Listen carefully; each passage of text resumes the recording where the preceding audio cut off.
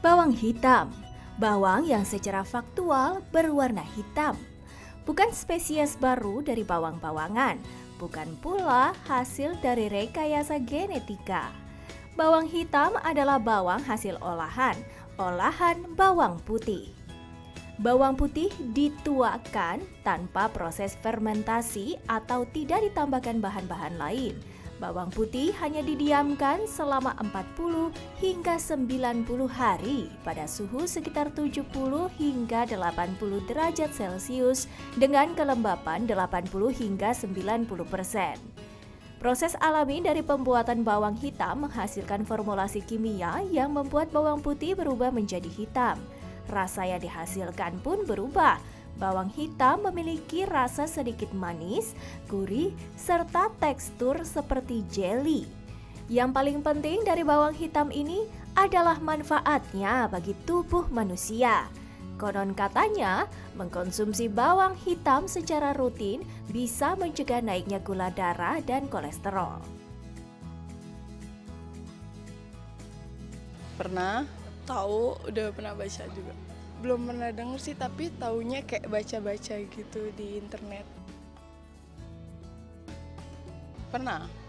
Belum pernah sebelumnya. Banyak di situ jenisnya, ada darah tinggi, ada diabetes, ada kolesterol, gula darah. Yang saya tahu sih ya, kayaknya itu buat infeksi-infeksi di dalam tubuh yang udah kayak serius banget gitu. Jadi kayak untuk konsumsi itu kayaknya baik gitu. Kalau nggak salah sih untuk kanker atau nggak darah tinggi gitu ya. Kayak buat penyakit-penyakit yang cukup serius gitu.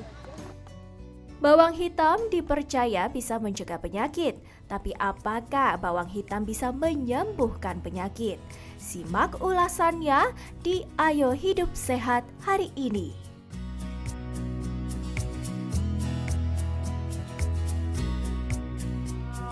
Wow, bawang hitam. Aku baru tahu loh dok, itu apa baru tahu baru-baru ini sih karena lagi booming banget kan. Katanya itu bagus buat kesehatan, bisa nurunin kolesterol apa segala macam. Itu bener nggak ya dok ya? Nah, makanya di tengah kita nih sudah ada Dokter Tulus, spesialis farmakologi klinik. Siang dok, apa kabar? Siang dokter. Dokter. Aku langsung mau nanya nih, aku duluan ya. Silakan Intan. Aku penasaran nih dok. Nah dok, katanya mengkonsumsi bawang hitam ini secara rutin bisa menurunkan kolesterol. Ini fakta atau mitos? Ya ini mitos. Oh, Mitos? Iya, karena sebenarnya menurunkan kolesterolnya itu berarti kan menggantikan dengan obat ya. Sementara ini penelitian masih tetap obat konvensional yang biasa untuk menurunkan kolesterol yang lebih baik. Dan dia kan juga sebenarnya memang punya potensi si bawang hitam ini untuk menurunkan kolesterol.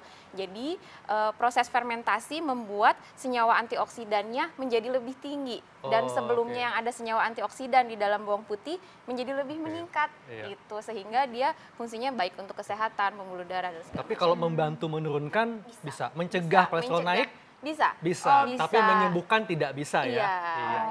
Dan nah, ini dok, ada juga yang menganggapan bahwa khasiat konsumsi bawang hitam dapat mengendalikan tekanan darah. Ini fakta atau mitos dok? Ya ini fakta.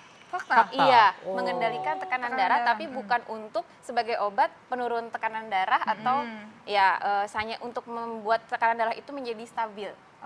Jadi senyawa dalam black garlic ini seperti ada L-cysteinnya, jadi dia L-cysteine dan L-arginin. Jadi itu senyawa antioksidan sebenarnya yang sebelumnya tidak ada di dalam bawang putih yang biasa. Gitu. Jadi dia baru ada setelah proses fermentasi ini gitu. Dia bantu untuk melebarkan pembuluh darah gitu. Jadi dan kandungan kalsium yang tinggi juga di dalam black garlic dibandingkan dengan fresh garlic ya. Fresh garlic itu maksudnya yang utuh, yang belum difermentasi, dia lebih tinggi. Oke. Jadi kalau membantu bisa ya, tapi menurunkan nggak bisa Tidak, ya? Nah dok, ini ngomong-ngomong masalah turunin ya. Karena aku lagi terus-terusan nurunin berat badan nih. Ini katanya bawang hitam ini bisa membantu menurunkan berat badan. Ini fakta atau mitos? Ya ini fakta. Fakta, kalau dikonsumsi secara teratur bisa menurunkan berat badan? Iya, tapi tetap tidak mengesampingkan gaya hidup yang sehat pertama dan olahraga. Gaya hidup sehat kan termasuk konsumsi makan yang teratur dan seimbang. Jadi tidak hanya semata-mata dari si black garlic ini berat badannya turun. Nah, apa zat yang membuat si black garlic ini membuat menjadi turun? Tadi dari senyawa yang tadinya alin, dia tuh senyawa khas yang ada di dalam bawang putih menjadi alisin itu. Kemudian tadi ada L-cysteine, L-arginin yang tadi saya sudah sebutkan. Dia membantu membakar lemak. Jadi sebenarnya akan berpengaruh juga terhadap kolesterol. Iya, itu gitu. berapa banyak, Dok? Apanya? Konsumsinya untuk dalam sehari misalnya berapa banyak untuk bisa membantu membakar Untuk lemak? bisa membakar lemak sebenarnya dia bilang 3 gram, jadi harus dengan ukuran 3 gram? Iya, Nah, 3 ini gram dimakan- per hari. Tapi Yang mana nih, ada Dok? ini. Oke, Yang dimakannya boleh dimakan. sebelum olahraga atau bisa kapan aja? Sebenarnya sebelum olahraga lebih baik karena dia itu meningkatkan metabolisme dalam tubuh. Ketika metabolisme tubuh meningkat, maka lemak dan kalori ikut terbakar lebih banyak. Jadi sebelum olahraga bisa makan ini ya? Bisa. Dimakan langsung, Dok, ya? Iya. Dok, Gimana Intan rasanya?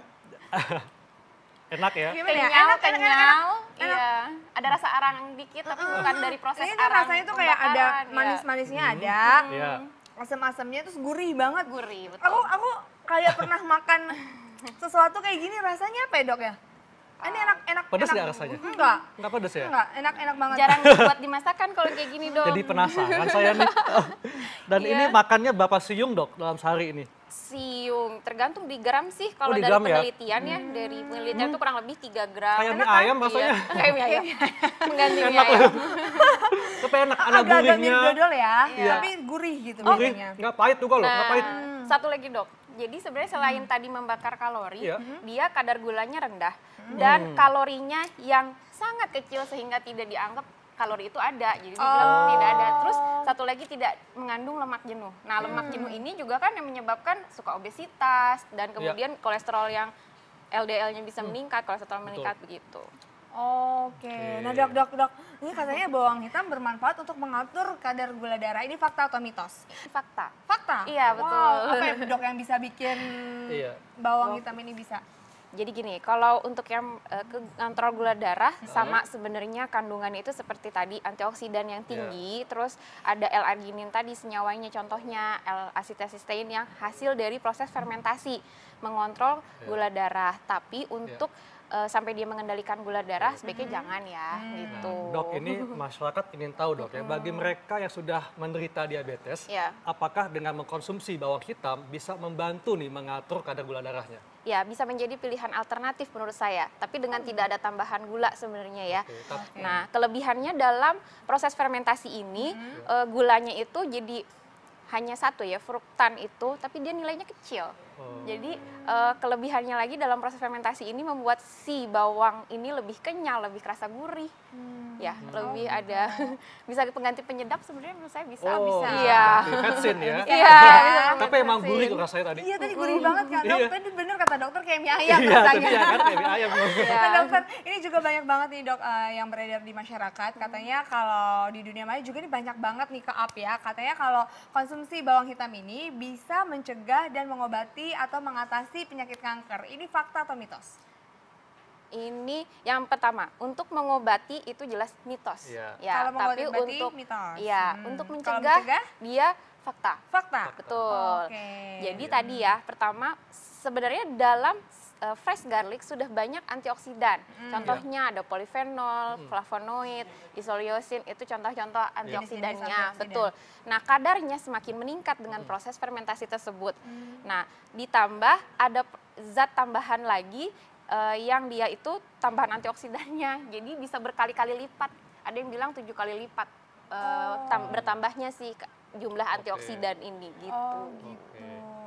Dok, ini juga ada mengatakan nih bahwa untuk melindungi kerusakan sel otak bisa dengan mengkonsumsi bawang hitam. Ini fakta atau mitos, Dok?